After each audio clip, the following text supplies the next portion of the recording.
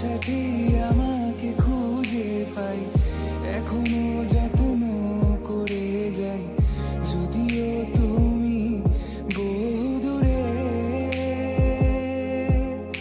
আমি আজও পাগল তোমারই ওই প্রেমে, গেছি হারিয়ে রাতের আকাশে। তবে কি কাহিনী শেষ আমাদের?